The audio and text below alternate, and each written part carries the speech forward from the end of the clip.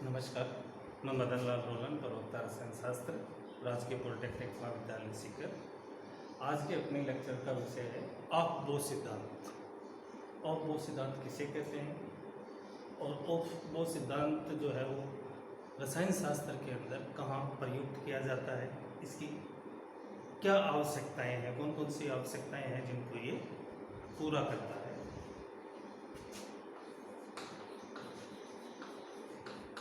ऑफ-बो सिद्धांत। ऑफ-बो एक जर्मन शब्द जिसका मतलब है निर्माण करना, बिल्डअप, कंस्ट्रक्शन करना। जैसे किसी चीज़ का निर्माण करते हैं तो उसके अंदर कौन कौन से रॉ मटेरियल की ज़रूरत होती है, उसके क्या नियम होते हैं और फिर वो किस तरह से होता है। इसी तरह से ऑफ-बो सिद्धांत के अंदर परमाणु के अंदर इलेक्ट्रॉन्स की जो स्थिति है, व्यवस्था है या बढ़ने का जो क्रम है, उसको उसके अंदर प्रतिपादित किया जाता है। तो ऑफ-बो सिद्धांत के अंदर इलेक्ट्रॉनिक किसी भी परमाणु का इलेक्ट्रॉनिक विन्यास ज्ञात करने के लिए उसके लिए जिस जिस नियमों का काम में लिया जाता है उसको ऑफ-बो सिद्धांत में समझाया हुआ है कि क्रम क्या होएगा, इलेक्ट्रॉन किस तरह से भरेंगे, किस कक्षक में जाएंगे, उसका क्या नियम होगा, कक्षकों की ऊर्जा का क्या क्रम, भरने का क्या क्रम होगा, एक कक्षक में कितने इलेक्ट्रॉन होंगे।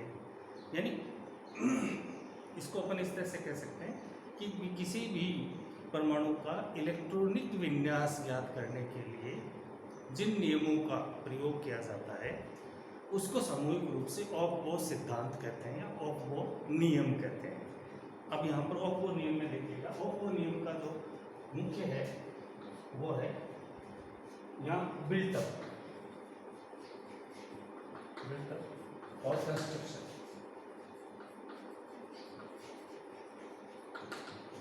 इसका काम निर्माण करना, किसका निर्माण कर रहे हैं यहाँ पे, इलेक्ट्रॉनिक विन्यास। तो ऑफ-बो सिद्धांत के अंदर इसको इस तरह से लिखेंगे अपन कि परमाणु में इलेक्ट्रॉन का विन्यास ज्ञात करने के लिए जिन नियमों का उपयोग किया जाता है उनको सामूहिक रूप से ऑफ-बो सिद्धांत कहते हैं। इसको इस तरह से लिखेंगे, परमाणु में इलेक्ट्रॉनिक विन्यास ज्ञात करने के लिए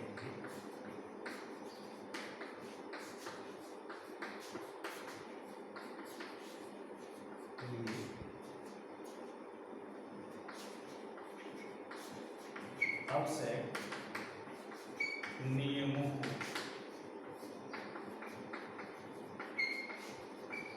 सामूहिक रूप से ऑफ-बो सिद्धांत कहते हैं।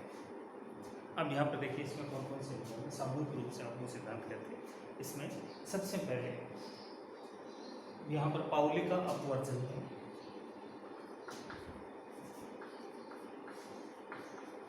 पाउली का अपवर्जन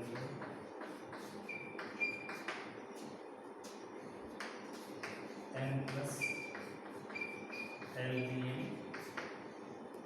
तीसरा हुंड का अधिकतम बहुलता नियम, अधिकतम बहुलता नियम, और उसके बाद में कक्षकों का ऊर्जा क्रम।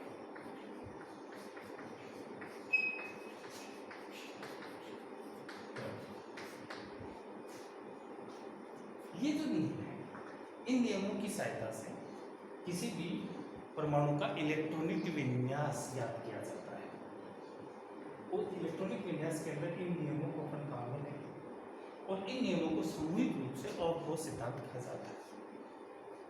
तो यहाँ पर देखिएगा कि पाउली का जो अपवर्जन नियम है, वो पाउली का अपवर्जन नियम ये कहता है कि किसी भी इलेक्ट्रॉन के चारों क्वांटम संख्याओं का मान समान नहीं हो सकता।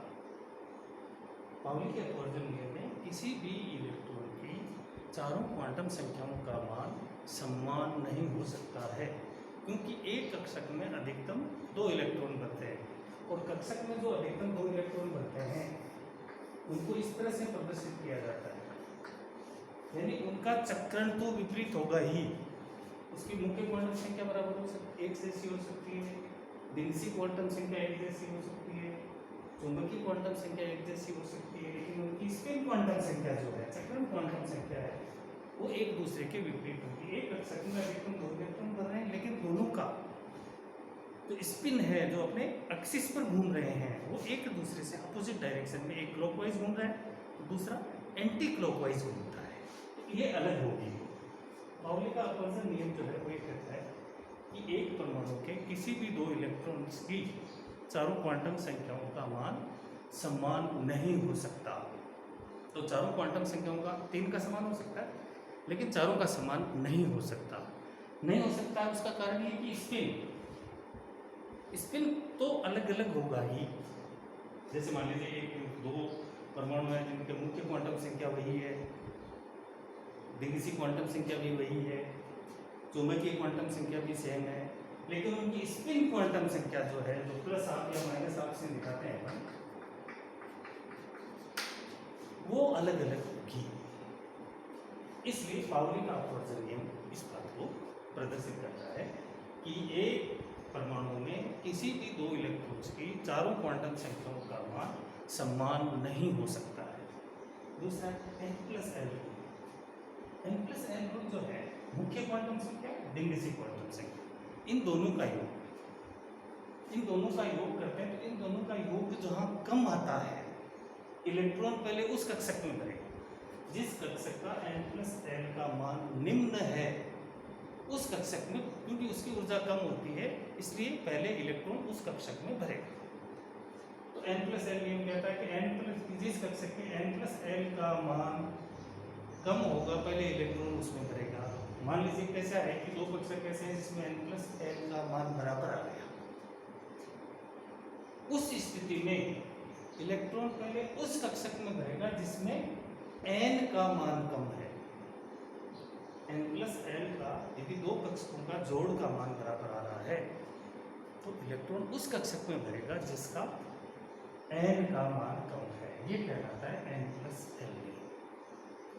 उसके बाद में तीसरा है हुंड का अधिकतम बहुलता नियम, Hund's rule of maximum multiplicity.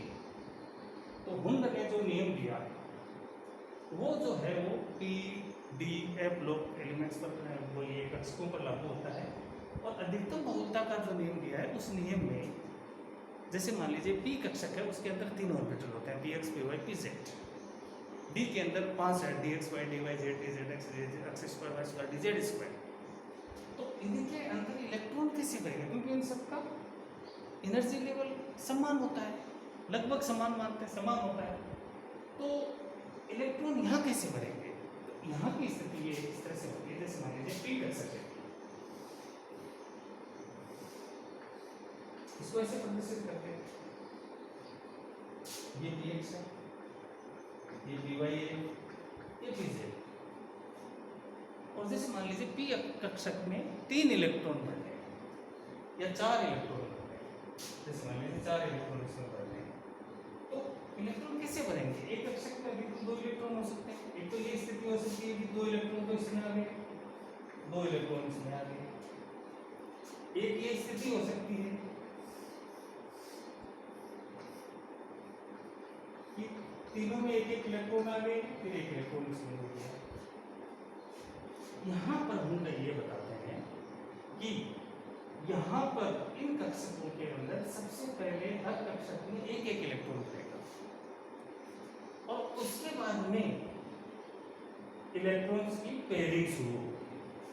Hund का अधिकतम बहुलता का नियम है जो ये कहता है, जैसे मान लीजिए p कक्षक है तो इसमें इलेक्ट्रॉन भर रहे हैं, तो px, py, pz में सब में पहले एक एक इलेक्ट्रॉन भरेगा, उसके बाद में पेयरिंग होगी, उसके बाद में px में इलेक्ट्रॉन भरेगा, फिर py में भरेगा, फिर z में इलेक्ट्रॉन भरेगा। ये कहता है हुंड का अधिकतम बहुलता का नियम, ये कहता है कि जितने भी कक्षक है उन सब में पहले एक एक, जैसे मान लीजिए d ऑर्बिटल यहाँ होता, d में 5 होते हैं, तो सब में पहले एक एक 5 इलेक्ट्रॉन भरेंगे, उसके बाद छठे इलेक्ट्रॉन से पेयरिंग शुरू होगी। ऐसा नहीं है कि पहले ही पेयरिंग हो जाए, ये गलत है, और ये इस तरह का